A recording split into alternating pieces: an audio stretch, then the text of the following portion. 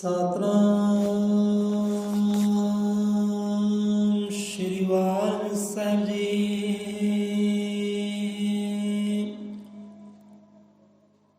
ਆਦੇਸ਼ ਗੁਰੂ ਜੀ ਆਦੇਸ਼।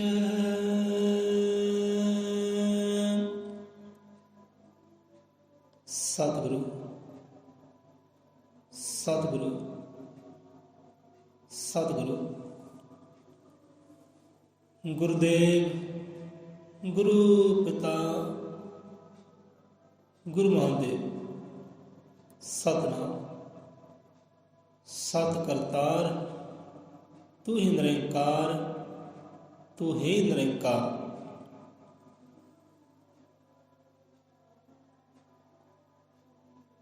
ਧੀਆਂ ਪੁੱਤਰ ਆਦਿ ਪੁਰਖ ਦੀਆਂ ਦੋਵੇਂ ਉੱਤਮ ਦਾਤਾ ਨੇ। ਦੁਨੀਆਦਾਰ ਗ੍ਰਹਿਸਤੀਆਂ ਖਾਤਰ ਇਹ ਅਨਮੋਲ ਸੁਗਾਤਾਂ ਨੇ। ਹਾਂਜੀ, ਸੋ ਸੁਣਨ ਵਾਲੇ ਸਰੋਤਿਆਂ ਨੂੰ, ਸ਼ਰਧਾਵਾਨ ਪ੍ਰੇਮੀਆਂ ਨੂੰ ਸਾਡੇ ਵੱਲੋਂ ਦਾਸਨ ਕੇ ਦਾਸ ਸੰਦੀਪ ਸਿੰਘ ਪੱਤੀ ਤਲਵੰਡੀ ਸੱਲਾ ਜ਼ਿਲ੍ਹਾ ਹੁਸ਼ਿਆਰਪੁਰ ਵੱਲੋਂ ਸਾਰੇ ਜੀਵਨ ਕੋਟਨ ਕੋਟ ਪ੍ਰਣਾਮ ਹੈ। ਸੋ ਗੁਰਮੁਖ ਪ੍ਰੇਮੀ ਜਨ ਨੇ ਇਹ ਸਵਾਲ ਕੀਤਾ ਸੀ, ਸਾਨੂੰ ਹੁਕਮ ਕੀਤਾ ਦਾਸਾਂ ਨੂੰ ਕਿ ਤੁਸੀਂ ਇਸ ਵਿਸ਼ੇ ਉੱਪਰ ਗੁਰਬਾਣੀ ਵਿੱਚੋਂ ਵਿਚਾਰ ਦਿਓ। ਗੱਲ ਭੇਦ ਭਾਵ ਦੀ ਹੈ ਭਾਈ। ਹੁਣ ਆਪਾਂ ਪਰਮਾਤਮਾ ਦੀ ਮਰਿਆਦਾ ਵੱਲ, ਉਸ ਸਿਰਜਣਹਾਰ ਦੇ ਨਿਯਮ ਕਾਨੂੰਨ ਦੇ ਵੱਲ ਧਿਆਨ ਦੇਈਏ ਤਾਂ ਵੇਖੀਏ, ਮਹਿਸੂਸ ਕਰੀਏ ਤਾਂ ਪਰਮਾਤਮਾ ਦੇ ਬਖਸ਼ੇ ਹੋਏ ਨਿਯਮ, ਬਖਸ਼ੀ ਹੋਈ ਮਰਿਆਦਾ, ਬਖਸ਼ੇ ਹੋਏ ਕਾਨੂੰਨ, ਰਚਾਏ ਹੋਏ ਕਾਨੂੰਨ ਨੂੰ ਸੰਤਾਂ, ਰਹਿਬਰਾਂ, ਗੁਰੂਆਂ, ਪੀਰਾਂ, ਅਵਤਾਰਾਂ ਨੇ ਪਗਾਉਣਾ ਕੀਤਾ ਹੈ। ਚੱਲੇ ਆਓ ਉਹ ਤਾਰੇ ਪੁਰਖ, ਉਹ ਗੁਰੂ, ਪੀਰ, ਅਵਤਾਰ, ਪੈਗੰਬਰ, ਔਲੀਏ, ਉਹ ਸਾਰੇ ਦੇ ਸਾਰੇ ਉਹ ਪਰਮਾਤਮਾ ਦੇ ਅੱਲਾਹ ਤਾਲਾ ਗੌੜ ਵਾਹਿਦ ਦੀ ਰਚਾਈ ਹੋਈ ਨਿਯਮ ਅਨੁਸਾਰ, ਮਰਿਆਦਾ ਅਨੁਸਾਰ, ਸਾਜੇ ਹੋਏ ਕਾਨੂੰਨ ਅਨੁਸਾਰ ਉਹਨਾਂ ਨੇ ਆਪਣੇ ਜੀਵਨ ਨੂੰ ਢਾਲਿਆ ਹੈ। ਉਸ ਮੁਤਾਬਕ ਜੀਵਨ ਨੂੰ ਜੀਆ ਹੈ, ਚੱਲੇ ਨੇ ਉਸ ਮੁਤਾਬਕ ਕੁਦਰਤ ਦੇ ਕਾਨੂੰਨ ਦੇ ਨਾਲ ਨਾਲ। ਕੁਦਰਤ ਦੇ ਖਿਲਾਫ ਉਹ ਸੰਤ, ਰਹਿਬਰ, ਪੀਰ, ਪੈਗੰਬਰ, ਔਲੀਏ ਨਾ ਹੋਏ। ਜਿਹੜਾ ਪੂਰਨ ਸੰਤ ਹੈ ਉਹ ਨਾ ਹੀ ਹੋਵੇਗਾ। ਉਹ ਕੁਦਰਤ ਦੇ ਖਿਲਾਫ ਨਹੀਂ ਹੁੰਦੇ, ਕੁਦਰਤ ਦੇ ਨਿਯਮ ਦੇ ਅਨੁਸਾਰ ਆਪਣਾ ਜੀਵਨ ਚਾਲ ਚੱਲਦੇ ਨੇ। ਉਹਨਾਂ ਦੀ ਵਿਚਾਰ ਬਾਣੀ, ਸੈਰ ਕਥਾ ਕੁਦਰਤ ਦੇ ਨਿਯਮ ਅਨੁਸਾਰ ਹੁੰਦੀ ਹੈ। ਸੋ ਭੇਦ ਭਾਵ ਦੀ ਗੱਲ ਆਈ ਹੈ। ਗੁਰਮੁਖਾਂ ਨੇ ਭੇਦ ਭਾਵ ਬਾਰੇ ਜ਼ਿਕਰ ਕੀਤਾ ਹੈ ਕਿ ਵਿਚਾਰ ਦਿਓ। ਸੋ ਭੇਦ ਭਾਵ ਦੇਖੋ, ਪਰਮਾਤਮਾ ਦੇ ਘਰ ਵਿੱਚ ਕੋਈ ਭੇਦ ਭਾਵ ਨਹੀਂ ਹੈ, ਕਿਤੇ ਵੀ ਭੇਦ ਭਾਵ ਨਹੀਂ ਹੈ। ਇਹ ਭੇਦ ਭਾਵ ਸਾਰੇ ਦੇ ਸਾਰੇ ਇਨਸਾਨ ਦੇ ਸਾਜੇ ਹੋਏ ਹੈ। ਤੇ ਗੱਲ ਨੂੰ ਹਰ ਕੋਈ ਜਾਣਦਾ ਵੀ ਹੈ, ਹਰ ਕੋਈ ਜਾਣਦਾ ਹੈ। ਕੋਈ ਇਨਸਾਨ ਮੂਰਖ ਨਹੀਂ ਹੈ, ਮੂਰਖ ਨਹੀਂ ਹੈ ਕੋਈ ਵੀ ਇਨਸਾਨ। ਆਪਾਂ ਕਹੀਏ ਬੰਦਾ ਮੂਰਖ ਨਹੀਂ, ਮੂਰਖ ਨਹੀਂ ਹੈ। ਬੰਦਾ ਬੜਾ ਹੀ ਅਕਲਮੰਦ ਹੈ, ਸਿਆਣਾ ਹੈ, ਜੈਂਟਲਮੈਨ ਹੈ। ਪਤਾ ਸਭ ਨੂੰ ਹੈ ਕਿ ਭੇਦ ਭਾਵ ਪ੍ਰਮਾਤਮਾ ਦੇ ਸਾਜੇ ਨਹੀਂ ਹੋਈ ਹੈ। ਉਸ ਗੌੜ ਵਾਹਿਗੁਰੂ ਨੇ ਭੇਦ ਭਾਵ ਨਹੀਂ ਸਾਜੇ। ਇਹ ਇਨਸਾਨਾਂ ਦੀ ਰਚਨਾ ਹੈ, ਭਗਵਾਨ ਦੀ ਰਚਨਾ ਨਹੀਂ ਹੈ, ਇਨਸਾਨ ਦੀ ਰਚਨਾ ਹੈ। ਇਨਸਾਨ ਨੇ ਭੇਦ ਭਾਵ ਇਨਸਾਨਾਂ ਅੰਦਰ ਪਾਏ ਹੋਏ ਨੇ, ਉੱਚੇ ਧਰਮਾਂ ਨੂੰ ਲੈ ਕੇ, ਉੱਚੀਆਂ ਜਾਤੀਆਂ ਨੂੰ ਲੈ ਕੇ, ਗੋਤਾਂ ਬੋਤਾਂ ਨੂੰ ਲੈ ਕੇ ਇਹ ਭੇਦ ਭਾਵ ਪਾਏ ਹੋਏ ਨੇ। ਬੰਦਾ ਜਾਣਦਾ ਵੀ ਹੈ, ਮਹਿਸੂਸ ਵੀ ਕਰਦਾ ਹੈ, ਗਿਆਨ ਵੀ ਹੈ ਬੰਦੇ ਨੂੰ ਕਿ ਭੇਦ ਭਾਵ ਬੰਦੇ ਦੇ ਪਾਏ ਹੋਏ, ਇਨਸਾਨ ਦੇ ਪਾਏ ਹੋਏ ਹੈ, ਭਗਵਾਨ ਦੇ ਪਾਏ ਹੋਏ ਨਹੀਂ ਹੈ। ਪਰ ਫਿਰ ਵੀ ਇਨਸਾਨ ਜਿਹੜਾ ਪਰਮਾਤਮਾ ਦੇ ਨੇਮ ਪਰਮਾਤਮਾ ਕਾਨੂੰਨ ਅਨੁਸਾਰ ਨਹੀਂ ਚੱਲਦਾ, ਸਗੋਂ ਇਨਸਾਨਾਂ ਦੇ ਬਣਾਏ ਹੋਈ ਮਰਿਆਦਾ, ਇਨਸਾਨਾਂ ਦੇ ਬਣਾਏ ਹੋਏ ਕਾਨੂੰਨ ਮੁਤਾਬਕ ਆਪਣੇ ਜੀਵਨ ਨੂੰ ਤੋਰਦਾ ਹੈ। ਹੁਣ ਕੀ ਕਹੀਏ, ਬੰਦੇ ਨੂੰ ਅਗਿਆਨੀ ਕਹੀਏ ਕਿ ਗਿਆਨੀ ਕਹੀਏ? ਤੁਸੀਂ ਆਪ ਵਿਚਾਰ ਕਰ ਲਿਓ। ਸੋ ਇਸ ਤੇ ਬਾਣੀ ਸਮਝਾਉਂਦੀ ਹੈ ਕਿ ਪਰਮਾਤਮਾ ਦੇ ਘਰ ਅੰਦਰ ਕੋਈ ਵੀ ਭੇਦਭਾਵ ਨਹੀਂ ਹੈ। ਸੋ ਧੀਆਂ ਦਾ ਜ਼ਿਕਰ ਆਇਆ, ਪੁੱਤਰਾਂ ਦਾ ਜ਼ਿਕਰ ਆਇਆ ਕਿ ਲੜਕੀ ਤੇ ਲੜਕੇ ਵਿੱਚ ਇਹ ਭੇਦਭਾਵ ਕਿਉਂ ਕੀਤਾ ਜਾਂਦਾ ਹੈ? ਤੁਸੀਂ ਵਿਚਾਰ ਦਿਓ ਕਿ ਬਾਣੀ ਕੀ ਕਹਿੰਦੀ ਹੈ, ਉਹ ਸੰਤ ਮਹਾਂਪੁਰਖ ਪੀਰ ਪੈਗੰਬਰ ਔਲੀ ਕੀ ਕਹਿੰਦੇ, ਉਹਨਾਂ ਦਾ ਫਰਮਾਨ ਕੀ ਹੈ? ਇਹ ਸਾਨੂੰ ਸਮਝਾਉਣਾ ਕਿਉਂ? ਜਗਿਆਸੂ ਜਾਣਦੀ ਹੈ ਅਰਦਾਸ, ਉਹਦਾ ਹੁਕਮਨਾਮਾ ਹੈ, ਸਾਨੂੰ ਕਹਿ ਲਓ, ਸਮਝ ਲਓ, ਹੁਕਮ ਹੈ ਸਾਨੂੰ। ਸੋ ਇੱਥੇ ਬਾਣੀ ਸਮਝਾਉਣਾ ਕਰਦੀ ਹੈ ਕਿ ਧੀਆਂ ਪੁੱਤਰ ਆਦਿ ਪੁਰਖ ਦੀਆਂ ਦੋਵੇਂ ਉੱਤਮ ਦਾਤਾਂ ਨੇ, ਦੁਨੀਆਦਾਰ ਗ੍ਰਹਿਸਤੀਆਂ ਖਾਤਰ ਇਹ ਅਨਮੋਲ ਸੁਗਾਤਾਂ ਨੇ। ਸੁਗਾਤ ਇੱਕ ਭੇਟਾ, ਇੱਕ ਤੋਹਫਾ, ਇੱਕ ਨਜ਼ਰਾਨਾ ਜੋ ਇਨਸਾਨ ਨੂੰ ਪਰਮਾਤਮਾ ਪਾਸੋਂ ਮਿਲਦਾ ਹੈ। ਉਹ ਅੱਲਾ ਗੋਡ ਵਾਹਿਗੁਰੂ ਪਾਸੋਂ ਇਨਸਾਨ ਨੂੰ ਮਿਲਦਾ ਇੱਕ ਤੋਹਫਾ, ਇੱਕ ਨਜ਼ਰਾਨਾ, ਇੱਕ ਸੁੱਖ। ਅਤੇ ਸੁੱਖ ਇਹ ਅਨਮੋਲ ਹੈ, ਖਰੀਦਿਆ ਨਹੀਂ ਜਾ ਸਕਦਾ। ਮੰਨ ਲਓ ਇਸ ਦੇ ਘਰ ਅੰਦਰ, ਕੁੱਖ ਦੇ ਅੰਦਰ ਬੱਚਾ ਨਹੀਂ ਹੁੰਦਾ। ਬਹੁਤ ਜੀਵ ਇਹੋ ਜਿਹੇ ਹਨ ਇਸ ਦੁਨੀਆ ਉੱਪਰ, ਰੋਂਦੇ ਨੇ, ਕਰਲਾਉਂਦੇ ਨੇ ਕਿ ਸਾਡੇ ਘਰ ਰੱਬਾ ਧੀ ਹੋ ਜਾਏ, ਲੜਕੀ ਹੋ ਜਾਏ। ਇੰਨਾ ਹੀ ਬਹੁਤ ਹੈ, ਇਹ ਖੁਸ਼ੀ ਸਾਨੂੰ ਬਹੁਤ ਹੈ, ਤੂੰ ਸਾਨੂੰ ਇੱਕ ਧੀ ਦੇ ਦੇ। ਅਰਦਾਸਾਂ ਕਰਦੇ ਨੇ ਇਹੋ ਜਿਹੇ ਜੀਵ ਨੇ ਇਸ ਧਰਤੀ ਉੱਪਰ। ਸੋ ਕਈਆਂ ਜੀਵਾਂ ਦੇ ਹਿੱਸੇ ਦਾਤਾ ਹੈ, ਹਿੱਸੇ ਸੁੱਖ ਨਹੀਂ ਹੁੰਦਾ। ਪਰ ਇੱਦਾਂ ਹੁੰਦਾ ਹੈ, ਉਹ ਕਿਸੇ ਪਾਸੋਂ ਖਰੀਦ ਲੈਂਦੇ ਨੇ, ਬੱਚੇ ਨੂੰ ਖਰੀਦ ਲੈਂਦੇ ਨੇ ਮੂੰਹ ਮੰਗੀ ਮਾਇਆ ਦੇ ਕੇ।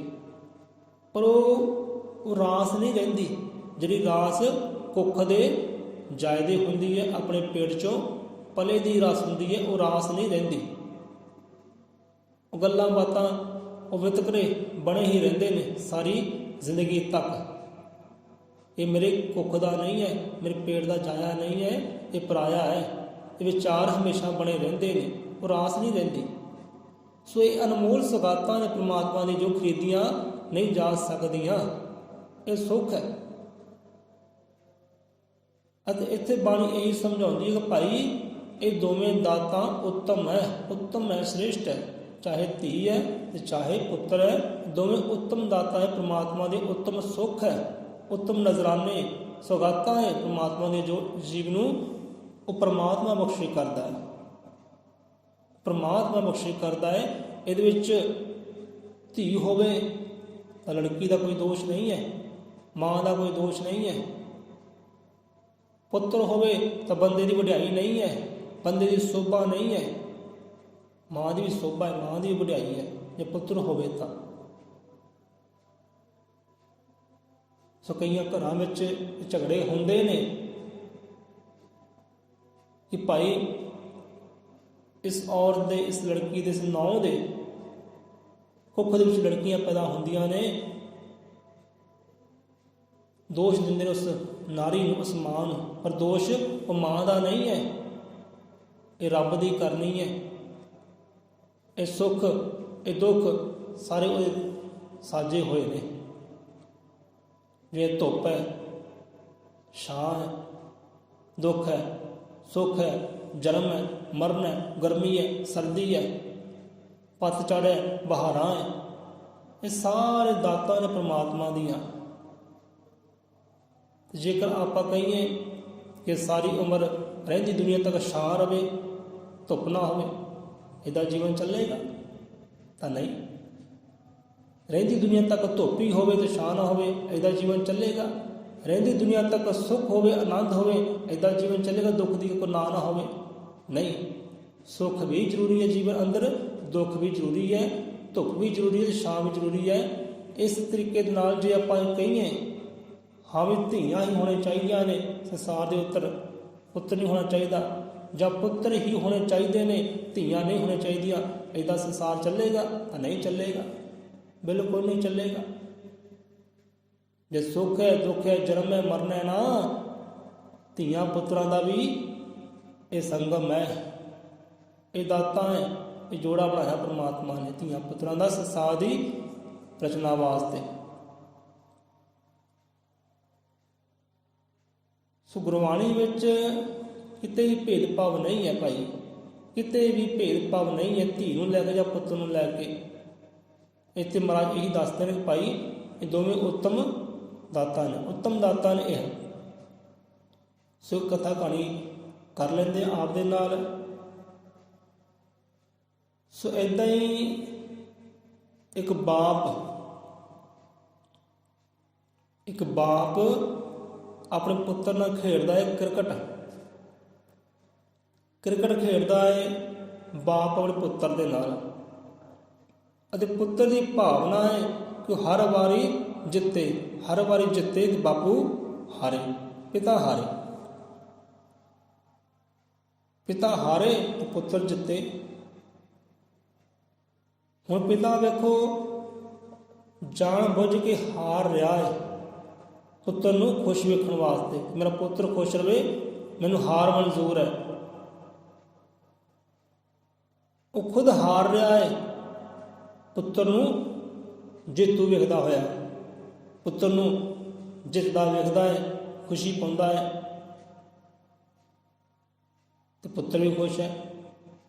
ਇੱਦਾਂ ਗੇਮ ਚੱਲਦੀ ਹੈ, ਗੇਮ ਚੱਲੀ ਜਾਂਦੀ ਗੇਮ, ਪੁੱਤਰ ਜਿੱਤੀ ਜਾਂਦਾ ਹੈ ਤੇ ਬਾਪੂ ਪਿਤਾ ਜਿਹੜਾ ਹਾਰੀ ਜਾਂਦਾ ਹੈ, ਆਪਣੇ ਆਪ ਹਾਰਦਾ ਹੈ ਪਿਤਾ, ਤੇ ਜਿਤਾਉਂਦਾ ਹੈ ਆਪਣੇ ਪੁੱਤਰ ਨੂੰ। ਹੁਣ ਇਹ ਸਾਰੇ ਰੰਗ ਪੁੱਤਰੀ ਵੇਖ ਰਹੀ ਹੈ,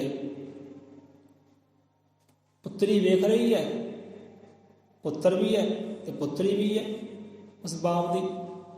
ਇਹ ਸਾਰੇ ਰੰਗ ਪੁੱਤਰੀ ਵੇਖ ਰਹੀ ਹੈ, ਉਹਦੇ ਮਨ 'ਚ ਬੜਾ ਹੀ ਦੁੱਖ ਆਉਂਦਾ ਹੈ ਕਿ ਮੇਰਾ ਪਿਤਾ ਜਾਣ ਬੁੱਝ ਕੇ ਹਾਰ ਰਿਹਾ ਹੈ ਭਰਾ ਨੂੰ ਜਿਤਾਉਣ ਦੇ ਵਾਸਤੇ। ਜਦੋਂ ਕਿ ਭਰਾ ਹਰ ਵੇਰ ਫਿਰ ਹੁੰਦਾ ਹੈ, ਹਰ ਵਾਰ ਫਿਰ ਹੁੰਦਾ ਹੈ, ਪਾਸ ਨਹੀਂ ਹੁੰਦਾ। ਜਾਣ ਬੁੱਝ ਕੇ ਪਾਸ ਕਰ ਰਿਹਾ ਹੈ ਮੇਰੇ ਪਿਤਾ ਜੀ, ਜਾਣ ਬੁੱਝ ਕੇ ਉਹਨੂੰ ਜਿਤਾ ਰਹੇ ਮੇਰੇ ਪਿਤਾ ਜੀ, ਉਹਦੀ ਖੁਸ਼ੀ ਵਾਸਤੇ। ਹੁਣ ਬੱਚੇ ਦੀ ਲੜਕੇ ਦੀ ਖੁਸ਼ੀ ਕਾਹਦੇ ਵਿੱਚ ਹੈ? ਜਿੱਤ ਦੇ ਵਿੱਚ। ਕੋਈ ਜਿੱਤੇ ਉਹ 'ਚ ਉਹਦੀ ਖੁਸ਼ੀ ਹੈ, ਉਹਦੇ ਬਾਪੂ ਹਾਰ ਰਿਹਾ ਹੈ, ਜਾਣ ਬੁੱਝ ਕੇ ਹਾਰ ਰਿਹਾ ਹੈ। ਹੁਣ ਪੁੱਤਰੀ ਦੇ ਮਨ 'ਚ ਇਹ ਗੱਲ ਆਉਂਦੀ ਹੈ, ਦੁਖੀ ਹੁੰਦੀ ਹੈ, ਪਰੇਸ਼ਾਨ ਹੁੰਦੀ ਹੈ, ਕਹਿਣ ਲੱਗੇ ਚਲੋ ਹੁਣ ਮੇਰੀ ਵਾਰੀ ਪਿਤਾ ਜੀ, ਹੁਣ ਮੈਂ ਖੇਡਾਂਗੇ ਖੇਲ, ਇਹ ਗੇਮ ਮੈਂ ਖੇਡਾਂਗਾ, ਹੁਣ ਮੇਰੀ ਵਾਰੀ। ਹੁਣ ਦੇਖੋ ਪੁੱਤਰ ਨੂੰ ਜਿਤਾਉਂਦਾ ਸੀ ਬਾਪੂ ਜਾਣ ਬੁੱਝ ਕੇ, ਹੁਣ ਇੱਥੇ ਦੇਖੋ ਪੁੱਤਰੀ ਜਾਣ ਬੁੱਝ ਕੇ ਹਾਰ ਰਹੀ ਹੈ ਤੇ ਪਿਤਾ ਨੂੰ ਜਿਤਾ ਰਹੀ ਹੈ, ਜਾਣ ਬੁੱਝ ਕੇ ਆਊਟ ਹੋ ਰਹੀ ਹੈ, ਤੇ ਪਿਤਾ ਨੂੰ ਜਿਤਾ ਰਹੀ ਹੈ। ਪਿਤਾ ਕਹਿ ਵੀ ਰਿਹਾ ਹੈ ਕਿ ਪੁੱਤਰੀ ਇਹ ਤੂੰ ਕੀ ਕਰ ਰਹੀ ਹੈ, ਤੂੰ ਜਿੱਤਣ ਦੇ ਮੁਕਾਮ ਤੇ ਹੈ, ਜਿੱਤ ਸਕਦੀ ਹੈ, ਕਿਉਂ ਹਾਰ ਰਹੀ ਹੈ? ਤੂੰ ਜਾਣ ਬੁੱਝ ਕੇ ਕਰ ਰਹੀ ਹੈ, ਤੂੰ ਜਾਣ ਬੁੱਝ ਕੇ ਹਾਰ ਰਹੀ ਹੈ, ਤੂੰ ਜਿੱਤ।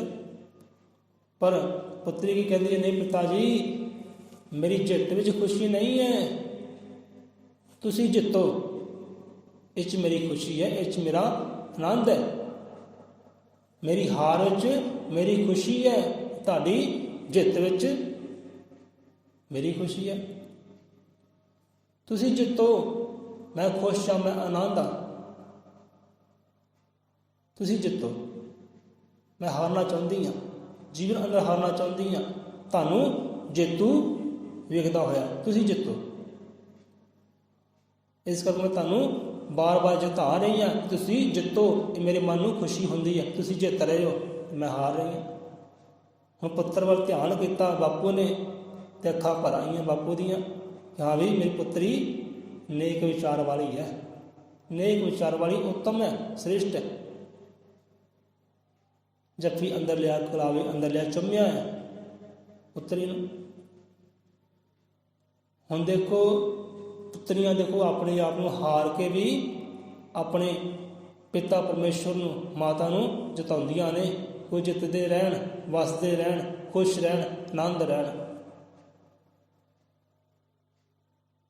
सो इत्थे भेदभाव नहीं है, इंसानां दे पाए होए ने। हुण देखो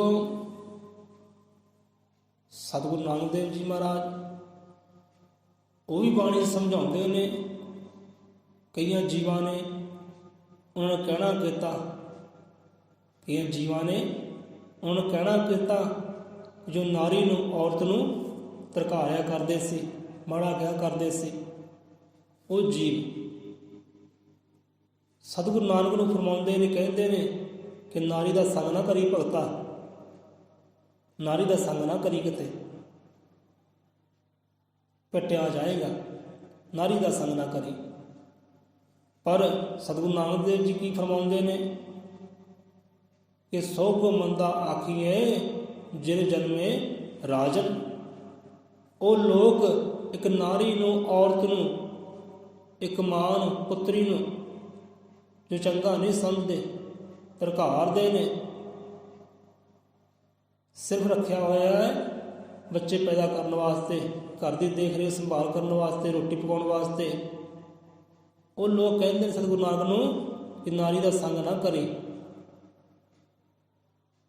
सतगुरु नानक कहते ने सो को मंदा आखी है जिन जन्मे राजन।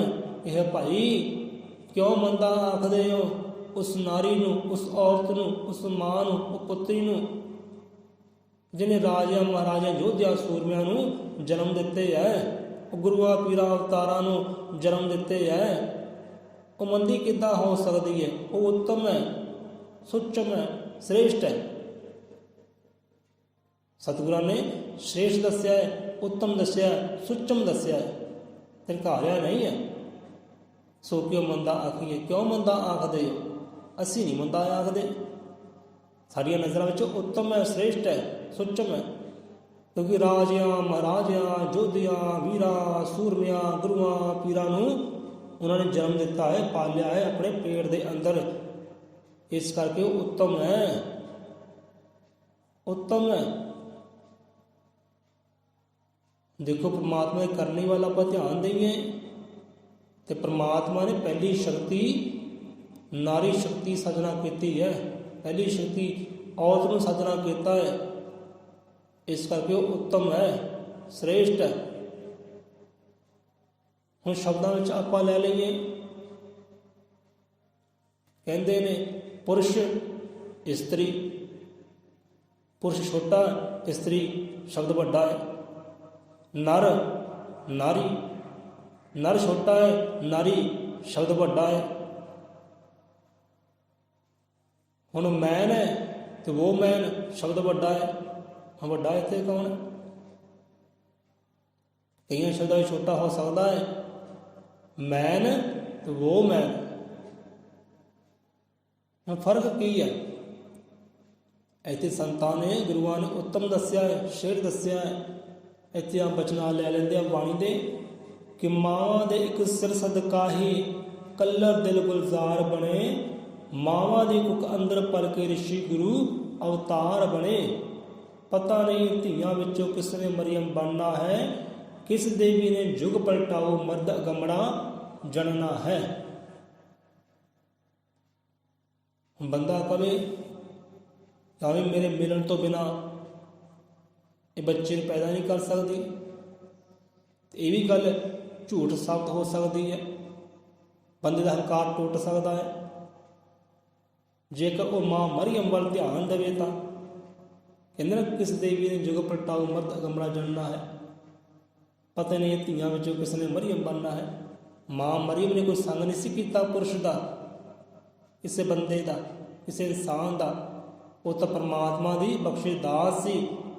कुंवारी कन्या के पेट विचों हजरत ईसा मसीह पैदा होए सन। ये परमात्मा रचना है। ਨਾਮੁਮਕਿਨ ਨੂੰ ਮੁਮਕਿਨ, ਮੁਮਕਿਨ ਨੂੰ ਨਾਮੁਮਕਿਨ ਕਰ ਦਿੰਦਾ ਹੈ। ਸੋ ਬੰਦਾ ਇੱਥੇ ਹੰਕਾਰ ਨਾ ਕਰੇ ਕਿ ਮੇਰੇ ਮੇਲ ਮਿਲਾਪ ਤੋਂ ਬਿਨਾਂ ਬੱਚਾ ਪੈਦਾ ਨਹੀਂ ਹੋ ਸਕਦਾ ਹੈ ਜੇ ਪ੍ਰਮਾਤਮਾ ਚਾਹੇ ਤਾਂ। ਜੇ ਜੋਤ ਚੋਂ ਪ੍ਰਮਾਤਮਾ ਪ੍ਰਗਟ ਹੋ ਸਕਦਾ ਹੈ, ਸਤਿਗੁਰ ਪ੍ਰਗਟ ਹੋ ਸਕਦੇ ਨੇ। ਜੇਕਰ ਤਨ ਦੀ ਮੈਲ ਤੋਂ ਗਣੇਸ਼ ਪ੍ਰਗਟ ਹੋ ਸਕਦਾ ਹੈ, ਯੋਗ ਸ਼ਕਤੀ ਤੋਂ ਕਾਰਤਿਕੇਯ ਪ੍ਰਗਟ ਹੋ ਸਕਦਾ ਹੈ, ਕੀ ਗੱਲ ਕੁਆਰੀ ਕੁੱਖ ਚੋਂ ਬੱਚਾ ਪੈਦਾ ਨਹੀਂ ਹੋ ਸਕਦਾ ਹੈ। ਮਾਂ ਮਰੀਮ ਇਸ ਦੀ ਮਿਸਾਲ ਹੈ ਮਾਂ ਮਰੀਮ ਇਸ ਦੀ। ਹਜ਼ਰਤ ਈਸਾ ਮਸੀਹ ਮਾਂ ਮਰੀਮ ਦੀ ਕੁੱਖ ਚੋਂ ਪੈਦਾ ਹੋਏ ਸੀ, ਕੁਆਰੀ ਕੰਨਿਆ ਦੇ ਕੁੱਖ ਚੋਂ ਪੈਦਾ ਹੋਏ ਸੀ। ਬੰਦਾ ਇੱਥੇ ਹੰਕਾਰ ਨਾ ਕਰੇ ਕਿ ਮੇਰੇ ਮੇਲ ਮਿਲਾਪ ਤੋਂ ਬਿਨਾਂ ਬੱਚਾ ਨਹੀਂ ਹੋ ਸਕਦਾ। ਸੋ ਇੱਥੇ ਮਾਵਾਂ ਦੇ ਕਿ ਸਿਰ ਸਦਕਾ ਹੀ ਕੱਲਰ ਦਿਲ ਗੁਲਜ਼ਾਰ ਬਣੇ। ਆਹ ਦੇਖੋ ਘਰਾਂ ਵਿੱਚ ਬਹਾਰਾਂ ਖੜੀਆਂ ਨੇ ਨਾ, ਹੱਸਦੇ ਨੇ ਵਸਦੇ ਨੇ ਸਾਰੇ, ਇਹ ਮਾਵਾਂ ਕਰਕੇ ਹੀ ਹੈ, ਔਰਤ ਕਰਕੇ ਹੀ ਹੈ। ਔਰਤ ਨਾ ਹੋਵੇ ਤਾਂ ਕੋਈ ਰਿਸ਼ਤਾ ਨਾਤਾ ਵੀ ਨਾ ਹੋਵੇ। ਤਾਈ ਦਾ, ਚਾਚੀ ਦਾ, ਭੂਆ ਦਾ, ਮਾਸੀ ਦਾ, ਭਰਜਾਈ ਦਾ, ਔਰਤ ਕਰਕੇ ਰਿਸ਼ਤੇ ਹੈ। ਇਹ ਮਾਂ ਦਾ ਰਿਸ਼ਤਾ ਔਰਤ ਕਰਕੇ ਹੈ। ਇੱਕ ਔਰਤ ਨਾ ਹੋਵੇ ਤਾਂ ਰਿਸ਼ਤੇ ਕਿੱਥੋਂ ਹੋਣ? ਨਹੀਂ ਹੋ ਸਕਦੇ। ਮਾਵਾਂ ਦੇ ਸਿਰ ਸਦਕਾ ਹੈ ਕੱਲਰ ਦਿਲ ਗੁਲਜ਼ਾਰ ਬਣੇ। ਕੱਲਰ ਹੈ, ਇਹ ਸੰਸਾਰ ਹੀ ਕੱਲਰ ਹੈ, ਔਰਤ ਤੋਂ ਬਿਨਾਂ, ਮਾਵਾਂ ਤੋਂ ਬਿਨਾਂ। ਮਾਵਾਂ ਦੇ ਕੁੱਖ ਅੰਦਰ ਪਲ ਕੇ ਰਿਸ਼ੀ ਗੁਰੂ ਅਵਤਾਰ ਬਣੇ। ਕਈਆਂ ਰਿਸ਼ੀਆਂ ਮੁਨੀਆਂ ਨੇ ਮਾਵਾਂ ਦੀ ਕੁੱਖ ਚੋਂ ਪੈਦਾ ਹੋਏ ਨੇ, ਅਵਤਾਰੀ ਪੁਰਖ ਹੋਏ ਨੇ, ਭਗਵਾਨ ਬਣ ਗਏ ਨੇ। ਪਤਾ ਨਹੀਂ ਇਹ ਧੀਆਂ ਵਿੱਚੋਂ ਕਿਸ ਨੇ ਮਰੀਮ ਬਣਨਾ ਹੈ, ਕਿਸ ਦੇਵੀ ਨੇ ਯੁਗ ਪਲਟਾਊ ਮਰਦ ਅਗੰਮੜਾ ਜਨਣਾ ਹੈ। ਪਤਾ ਨਹੀਂ ਕਿਹੜੀ ਧੀ ਨੇ ਹੁਣ ਦੁਬਾਰਾ ਮਰੀਮ ਬਣਨਾ ਹੈ ਤੇ ਜਿਸ ਮਸੀਹ ਵਰਗਾ, ਹਜ਼ਰਤ ਈਸਾ ਮਸੀਹ ਵਰਗਾ ਅਗੰਮੜਾ ਮਰਦ ਜਨਣਾ ਹੈ। ਇਹ ਤਾਂ ਪਰਮਾਤਮਾ ਜਾਣਦਾ ਹੈ। ਸੋ ਨਾਰੀ ਉੱਤਮ ਹੈ, ਸ੍ਰੇਸ਼ਟ ਹੈ, ਕੋਈ ਫਰਕ ਨਹੀਂ ਹੈ, ਭੇਦਭਾਵ ਨਹੀਂ ਹੈ ਬਾਣੀ ਅੰਦਰ। ਹੁਣ ਦੇਖੋ ਮੈਨ ਵੋਮੈਨ, ਇੰਨਾ ਫਰਕ ਹੈ। ਉਹ ਮੈਨ ਹੈ, ਉਹ ਵੋਮੈਨ ਹੈ।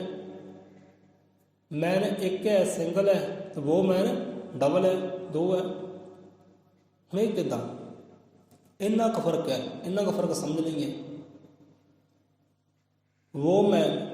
ਵੋਮੈਨ ਇਸ ਕਰਕੇ ਹੈ ਕਿ ਉਹ ਸੰਸਾਰ ਦੀ ਸਿਰਜਣਹਾਰ ਹੈ, ਸੰਸਾਰ ਦੀ ਸਿਰਜਣਹਾਰ ਹੈ। ਇੱਕ ਔਰਤ ਉਹ ਪਾ ਕੇ ਬੱਚੇ ਨੂੰ ਜਨਮ ਦਿੰਦੀ ਹੈ, ਸੰਸਾਰ ਦੀ ਰਚਨਾ ਕਰਦੀ ਹੈ। ਔਰਤ ਨਾ ਹੋਵੇ ਤਾਂ ਸੰਸਾਰ ਦੀ ਰਚਨਾ ਕਿੱਥੋਂ ਹੋਵੇ? ਰਚਨਾ ਹੋ ਹੀ ਨਹੀਂ ਸਕਦੀ। ਇਸ ਕਰਕੇ ਉਹ ਮੈਨ ਹੈ ਕਿ ਸੰਸਾਰ ਨੂੰ ਸਿਰਜਣ ਵਾਲੀ ਹੈ, ਤੋਰਨ ਵਾਲੀ ਹੈ, ਕੁੱਲ ਨੂੰ, ਵੰਸ਼ ਨੂੰ ਤੋਰਨ ਵਾਲੀ ਹੈ। ਸੋ ਇਸ ਕਰਕੇ ਮਾਣ ਹੈ, ਸਨਮਾਨ ਹੈ, ਸਤਿਕਾਰ ਹੈ ਉਸ ਨਾਰੀ ਦਾ, ਉਸ ਮਾਂ ਦਾ, ਜੋ ਸੰਸਾਰ ਨੂੰ ਤੋਰਦੀ ਹੈ, ਵੰਸ਼ ਨੂੰ ਤੋਰਦੀ ਹੈ।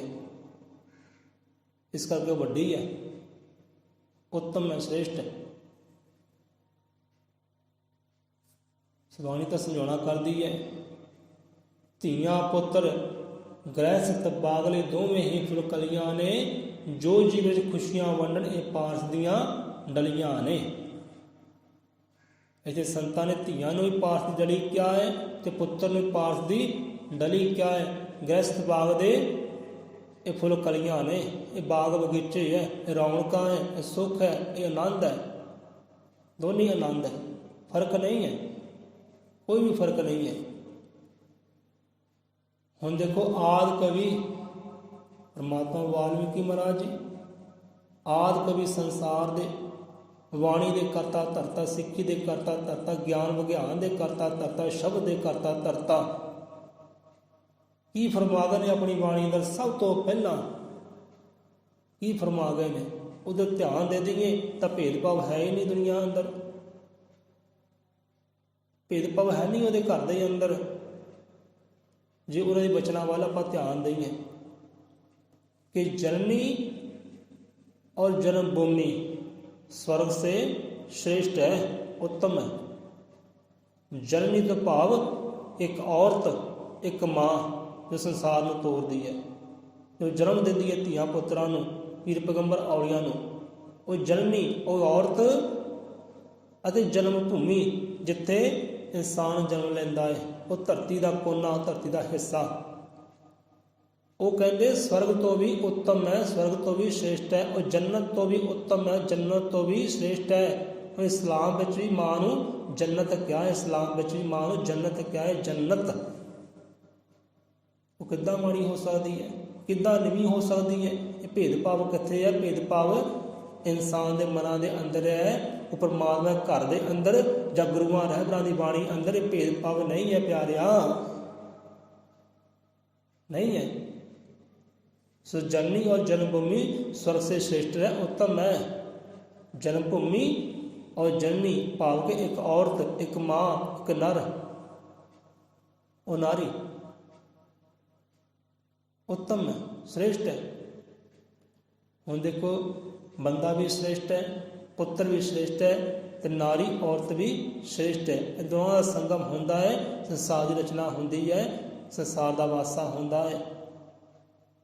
ਜਿਵੇਂ ਧੁੱਪ ਹੈ, ਛਾਂ ਹੈ, ਜਨਮ ਹੈ, ਮਰਨ ਹੈ, ਇੱਦਾਂ ਹੀ ਨਰ ਤੇ ਨਾਰੀ ਦਾ ਸੰਗਮ ਹੈ, ਇੱਕ ਜੋੜਾ ਹੈ। ਇਹ ਜੋੜਾ ਕਦੇ ਟੁੱਟ ਨਹੀਂ ਸਕਦਾ। ਮੰਨ ਲਓ ਧੀਆਂ ਹੋਣ ਜਾਂ ਪੁੱਤਰ ਹੀ ਹੋਣ, ਬਹੁਤੇ ਚਾਹੁੰਦੇ ਨੇ ਕਿ ਸਾਡੇ ਘਰ ਪੁੱਤਰ ਹੀ ਹੋਵੇ, ਪੁੱਤਰ ਹੀ ਹੋਵੇ। ਜੇ ਪੁੱਤਰ ਹੋਣ, ਤੁਸੀਂ ਵਿਆਹ ਕੇ ਕਿਹਨੂੰ ਲਿਆਓਗੇ? ਕਿਹੜੀ ਨੌਂ ਰਾਣੀ ਲੈ ਕੇ ਆਓਗੇ? ਫਿਰ ਤਾਂ ਵਿਆਹ ਲੜਕੇ ਦੇ ਲੜਕੇ ਨਾਲ ਹੀ ਹੋਣਗੇ, ਧੀਆਂ ਤਾਂ ਫਿਰ ਲੱਭਣੀਆਂ ਨਹੀਂ ਹੈ। ਸੰਸਾਰ ਦੀ ਰਚਨਾ ਕਿੱਦਾਂ ਹੋ? ਇਸ ਕਰਕੇ ਭਾਈ ਧੀਆਂ ਨੂੰ ਧਰਕਾਰੋ ਨਾ, ਜਨਮ ਦਿਓ ਤਾਂ ਕਿ ਸੰਸਾਰ ਦੀ ਰਚਨਾ ਹੋ ਸਕੇ, ਕੁੱਲ ਚੱਲ ਸਕੇ। ਸੋ ਇਸ ਕਰਕੇ ਧੀਆਂ ਉੱਤਮ ਨੇ, ਪੁੱਤਰ ਵੀ ਉੱਤਮ ਹੈ, ਦੋਨੇ ਹੀ ਉੱਤਮ ਹੈ। ਜਿਵੇਂ ਸੁੱਖ ਹੈ, ਦੁੱਖ ਹੈ, ਜਨਮ ਹੈ, ਮਰਨ ਹੈ, ਧੁੱਪ ਹੈ, ਛਾਂ ਹੈ, ਇਵੇਂ ਹੀ ਨਰ ਨਾਰੀ ਦਾ ਜੋੜਾ ਪਰਮਾਤਮਾ ਨੇ ਸਾਜਿਆ ਹੋਇਆ ਹੈ। ਜੋੜਾ ਉੱਤਮ ਹੈ। ਜੋੜੀਆਂ ਜੋੜੀਆਂ ਜੁੜ ਗਈਆਂ। ਦੇਖੋ ਆਦਿ ਪੁਰਖ ਨੇ ਬਖਸ਼ੀ ਲੋਰੀ, ਮਾਨਵਤਾ ਵਿੱਚ ਰਸਮ ਇਸ ਤਰ੍ਹਾਂ ਉਹ ਈਸ਼ਵਰ ਪਰਮੇਸ਼ਵਰ ਨੇ ਤੋਰੀ।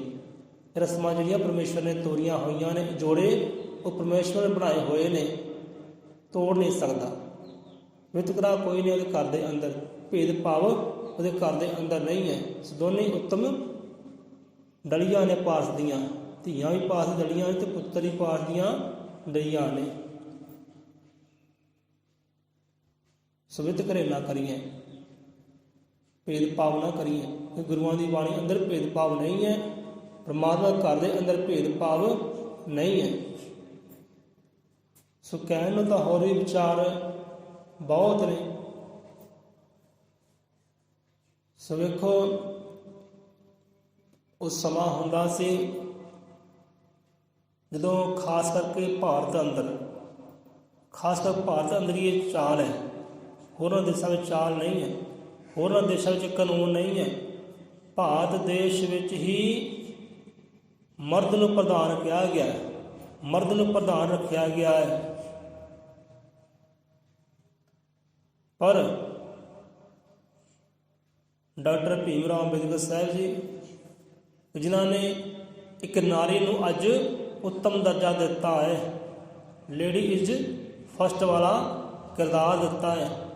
ਅੱਜ ਮਰਦ ਪ੍ਰਧਾਨ ਨਹੀਂ ਹੈ, ਅੱਜ ਔਰਤ ਪ੍ਰਧਾਨ ਹੈ, ਅੱਜ ਔਰਤ ਪ੍ਰਧਾਨ ਹੈ। ਖੇਡ ਦੇ ਵਿੱਚ, ਮੈਦਾਨ ਦੇ ਖੇਤਰ, ਪੜ੍ਹਾਈ ਵਿੱਚ, ਐਜੂਕੇਸ਼ਨ ਵਿੱਚ, ਰਾਜਨੀਤੀ ਵਿੱਚ ਕਿੱਥੇ ਨਹੀਂ ਔਰਤ? ਹਰ ਥਾਂ ਔਰਤ ਹੈ। ਵਕੀਲ, ਡਾਕਟਰ, ਪ੍ਰਿੰਸੀਪਲ, ਸਭ ਕੁਝ ਔਰਤ ਹੈ। ਪਾਇਲਟ ਔਰਤ ਹੈ, ਪੁਲਿਸ ਵਿੱਚ ਔਰਤ ਹੈ, ਮਿਲਟਰੀ ਵਿੱਚ ਔਰਤ ਹੈ। ਉਹ ਸਾਰਾ ਦਰਜਾ ਦਿੱਤਾ ਡਾਕਟਰ ਭੀਮ ਰਾਓ ਅੰਬੇਦਕਰ ਸਾਹਿਬ ਜੀ ਨੇ, ਉੱਤਮ ਦੱਸਿਆ ਹੈ, ਬਰਾਬਰ ਕਰ ਦਿੱਤਾ ਹੈ, ਸਮ ਕਰ ਦਿੱਤਾ ਹੈ, ਫਰਕ ਨਹੀਂ ਕੋਈ ਰਹਿਣ ਦਿੱਤਾ। ਉਹਦੇ ਬਖਸ਼ੇ ਹੋਏ ਕਾਨੂੰਨ ਨੇ, ਵਿਧਾਨ ਨੇ। ਸੋ ਚਾਹੇ ਕੋਈ ਹਿੰਦੂ ਹੈ, ਮੁਸਲਮਾਨ ਹੈ, ਸਿੱਖ ਹੈ, ਈਸਾਈ ਹੈ, ਉਹ ਬਾਬਾ ਸਾਹਿਬ ਦੇ ਬਖਸ਼ੇ ਹੋਏ ਇਹ ਕਾਨੂੰਨ ਨੂੰ, ਸੰਵਿਧਾਨ ਨੂੰ ਉਹ ਔਰਤ ਨਾ ਭੁੱਲੇ, ਉਹ ਔਰਤ ਨਾ ਭੁੱਲੇ। ਅੱਜ ਇੱਕ ਔਰਤ ਨੂੰ ਦੇਖੋ ਸਾਲ ਦੇ ਵਰਤ ਚੇਤੇ ਰਹਿ ਜਾਂਦੇ ਨੇ, ਪਰ ਸੰਵਿਧਾਨ ਦੇ ਵਿੱਚ ਬਾਬਾ ਸਾਹਿਬ ਨੇ ਜੋ ਸ਼ਾਨ ਬਖਸ਼ੀ ਹੈ, ਜੋ ਕਿਰਦਾਰ ਬਖਸ਼ਿਆ ਹੈ, ਜੋ ਰੁਤਬਾ ਬਖਸ਼ਿਆ ਇੱਕ ਔਰਤ ਨੂੰ, ਉਹ ਚੇਤੇ ਨਹੀਂ ਰਹਿੰਦਾ। ਸਾਲ ਦੇ ਵਰਤ ਚੇਤੇ ਰਹਿ ਜਾਂਦੇ ਨੇ। ਇਹ ਵਰਤ ਜੋ ਉਹਦੀ ਗੁਲਾਮੀ ਦੀ ਨਿਸ਼ਾਨੀ ਹੈ, ਗੁਲਾਮੀ ਦੀ ਨਿਸ਼ਾਨੀ ਹੈ ਭਾਈ, ਇਹ ਚੇਤੇ ਰਹਿ ਜਾਂਦੇ ਨੇ। ਜੋ ਸੰਵਿਧਾਨ ਨੇ ਕਿਰਦਾਰ ਬਖਸ਼ੀ ਕੀਤਾ ਔਰਤ ਨੂੰ, ਉਹ ਨਹੀਂ ਚੇਤੇ ਰਹਿੰਦੇ। ਅੱਜ ਇਹ ਪੜ੍ਹੀ ਲਿਖੀ ਔਰਤ ਹੈ ਨਾ, ਸੰਵਿਧਾਨ ਦੇ ਕਰਕੇ ਹੈ, ਗੁਰੂਆਂ ਪੀਰਾਂ ਦੇ ਸੰਘਰਸ਼ ਕਰਕੇ ਹੈ। ਇਹ ਔਰਤ ਨੂੰ ਅਹਿਸਾਸ ਹੋਵੇ, ਮਹਿਸੂਸ ਹੋਵੇ, ਬਾਬਾ ਸਾਹਿਬ ਵੱਲ ਧਿਆਨ ਹੋਵੇ, ਇਹ ਸੰਵਿਧਾਨ ਵੱਲ ਧਿਆਨ ਹੋਵੇ। ਹੁਣ ਦੇਖੋ, ਭਾਈ ਦੀ ਲੰਬੀ ਉਮਰ ਵਾਸਤੇ ਭੈਣ ਵਰਤ ਰੱਖੇ, ਕਿਉਂ? ਭਾਈ ਕਿਉਂ ਨਹੀਂ?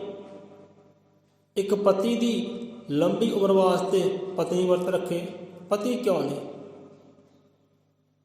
ਇੱਕ ਪੁੱਤਰ ਦੀ ਲੰਬੀ ਉਮਰ ਵਾਸਤੇ ਮਾਂ ਵਰਤ ਰੱਖੇ, ਪੁੱਤਰ ਕਿਉਂ ਨਹੀਂ?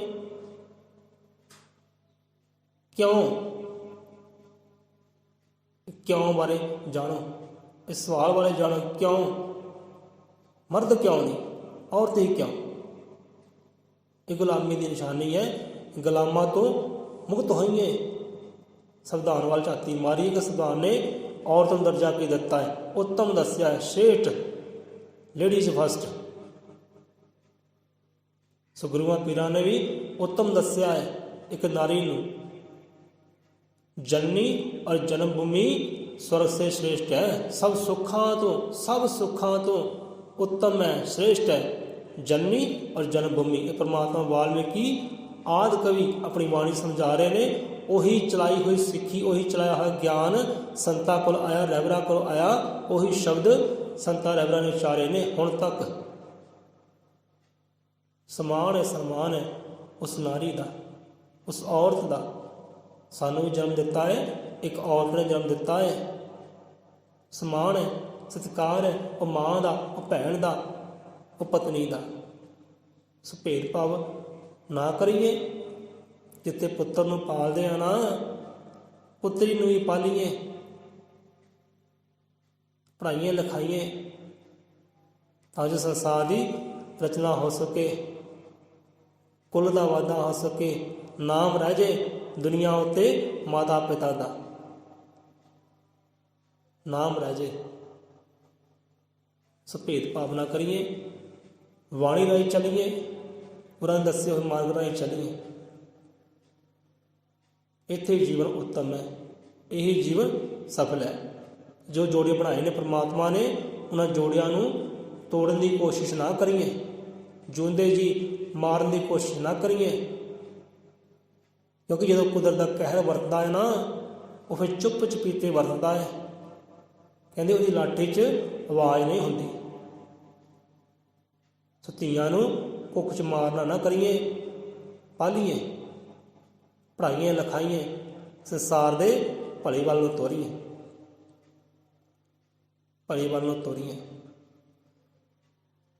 ਅੱਜ ਵੀ ਕਈ ਰਾਜਾਂ ਵਿੱਚ ਇਹੋ ਜਿਹਾ ਵੇਖਣ ਸੁਣਨ ਨੂੰ ਮਿਲਦਾ ਹੈ। ਇੱਕ ਜੋ ਘਰ ਦੀ ਨਾਰ ਹੈ ਨਾ, ਜੋ ਪਤਨੀ ਹੈ, ਮਾਂ ਹੈ, ਉਹ ਸਾਰੇ ਪਰਿਵਾਰ ਨੂੰ ਭੋਜਨ ਛਕਾਉਂਦੀ ਹੈ ਅਤੇ ਸਭ ਤੋਂ ਬਾਅਦ ਆਪ ਛਕਦੀ ਹੈ। ਜੇ ਬਚ ਜਾਵੇ ਤਾਂ, ਜੇ ਬਾਕੀ ਰਹਿ ਜਾਏ ਤਾਂ। ਬਚਿਆ ਠੀਕ ਹੈ, ਨਹੀਂ ਬਚਿਆ ਤਾਂ ਸਤਨਾਮ ਕਹਿ ਕੇ ਭੁੱਖੇ ਸੌ ਜਾਣਾ। ਅਜੇ ਵੀ ਕਈ ਰਾਜਾਂ ਵਿੱਚ ਜ਼ੁਲਮ ਹੋ ਰਿਹਾ ਹੈ, ਖਾਸ ਕਰ ਪੰਜਾਬ ਵਿੱਚ ਇਹੋ ਜਿਹਾ ਨਹੀਂ ਹੈ। ਪੰਜਾਬੀ ਲੋਕ ਤਾਂ ਆਪ ਹੀ ਕਹਿ ਦਿੰਦੇ ਨੇ, ਭਾਈ ਅੱਜ ਕੰਮ ਤੋਂ ਲੇਟ ਆਉਣਾ ਹੈ ਅਤੇ ਭਗਵਾਨ ਨੇ ਤੂੰ ਖਾ ਕੇ ਪੀ ਕੇ ਬੱਚਿਆਂ ਨੂੰ ਖਿਲਾ ਕੇ ਸੌਂ ਜਾਏ। ਹੋਰਨਾਂ ਰਾਜਾਂ ਵਿੱਚ ਇਹੋ ਜਿਹੀ ਗੱਲਬਾਤ ਹੈ। ਸਾਰੇ ਪਰਿਵਾਰ ਨੂੰ ਪਹਿਲਾਂ ਅੰਨ ਛਕਾਉਣਾ ਹੈ, ਜੇ ਬਚਿਆ ਤਦ ਖਾਣਾ ਹੈ, ਨਹੀਂ ਤਾਂ ਨਹੀਂ ਖਾਣਾ। ਇਹ ਜ਼ੁਲਮ ਹੈ ਭਾਈ, ਅਤਿਆਚਾਰ ਹੈ। ਨਾਰੀ ਨਾਲ ਕਿਉਂ ਹੈ? ਸੋ ਗਿਆਨੀ ਬਣੀਏ, ਅਗਿਆਨੀ ਨਾ ਬਣੀਏ, ਭੇਦਭਾਵ ਨਾ ਰੱਖੀਏ। ਪਰਮਾਤਮਾ ਦੀ ਕਰਨੀ ਅੰਦਰ, ਕੁਦਰਤ ਦੀ ਕਰਨੀ ਅੰਦਰ, ਕੁਦਰਤ ਦੇ ਕਾਨੂੰਨ ਮੁਤਾਬਕ ਚੱਲੀਏ, ਕੁਦਰਤ ਦੇ ਮਰਿਆਦਾ ਅਨੁਸਾਰ ਚੱਲੀਏ, ਉਹਦੇ ਬਣਾਏ ਹੋਏ ਵਿਧਾਨ ਦੇ ਅਨੁਸਾਰ ਚੱਲੀਏ ਤਾਂ ਸੁੱਖ ਹੀ ਸੁੱਖ ਹੈ। ਕੋਈ ਕਸ਼ਟ ਨਹੀਂ ਹੈ, ਕੋਈ ਦੁੱਖ ਨਹੀਂ ਹੈ। ਜੇ ਉਹਦੀ ਬਣਾਈ ਹੋਈ ਕੁਦਰਤ ਦੇ ਅਨੁਸਾਰ ਚੱਲੀਏ ਤਾਂ ਬੰਦਾ ਬਣ ਜਾਏ ਜੇ ਦੇਵਤਾ, ਜੇ ਜੀਵੇ ਬ੍ਰਹਮ ਅਨੁਸਾਰ। ਸੋ ਬ੍ਰਹਮ ਅਨੁਸਾਰ ਜੀਵਨ ਨੂੰ ਜੀਣਾ ਕਰੀਏ। ਬੰਦਾ ਜਿੱਦਾਂ ਜਾਗਦਾ ਦੇਵਤਾ ਹੈ। ਸੋ ਇੰਨੀ ਕਿ ਹਾਜ਼ਰੀਆਂ ਕਰੋ ਦਰ ਪ੍ਰਵਾਨ। ਮਹਾਰਾਜ ਕਿਰਪਾ ਕਰੇ ਸਾਡੇ ਦਿਲਾਂ ਵਿੱਚੋਂ ਇਹ ਭੇਦ ਭਾਵ ਮਿਟ ਜਾਣ। ਭੇਦ ਭਾਵ ਮਿਟ ਜਾਣਗੇ ਨਾ ਤਾਂ ਹਰ ਪਾਸੇ ਪਰਮਾਤਮਾ ਮਹਿਸੂਸ ਹੋਵੇਗਾ ਕਿ ਵਾਕਈ ਪਰਮਾਤਮਾ ਹੈ। ਪਰਮਾਤਮਾ ਨਜ਼ਰ ਕਿਉਂ ਨਹੀਂ ਆਉਂਦਾ, ਮਹਿਸੂਸ ਕਿਉਂ ਨਹੀਂ ਹੁੰਦਾ? ਕਿਉਂਕਿ ਭੇਦ ਭਾਵ ਜ਼ਿਆਦਾ ਹੈ, ਇਸੇ ਕਰਕੇ ਨਹੀਂ ਮਹਿਸੂਸ ਹੁੰਦਾ। ਭੇਦ ਭਾਵ ਕਰਕੇ ਹੀ ਪਰਮਾਤਮਾ ਮਹਿਸੂਸ ਨਹੀਂ ਹੁੰਦਾ। ਸੋ ਭੇਦ ਭਾਵ ਨੂੰ ਮਿਟਾਉਣਾ ਕਰੀਏ ਤੇ ਮਹਿਸੂਸ ਕਰ ਲਈਏ ਉਹ ਪਰਮਾਤਮਾ ਨੂੰ, ਉਹ ਪਰਮਾਤਮਾ ਮਹਿਸੂਸ ਕਰ ਲਈਏ। ਸਤਿਗੁਰੂ ਗੁਰਦੇਵ ਗੁਰਪਿਤਾ ਗੁਰੂ ਮਹਾਦੇਵ ਅਜ਼ਰ ਮਤਰ ਕਾਲਦਰਸ਼ੀ ਵਾਲਮੀਕੀ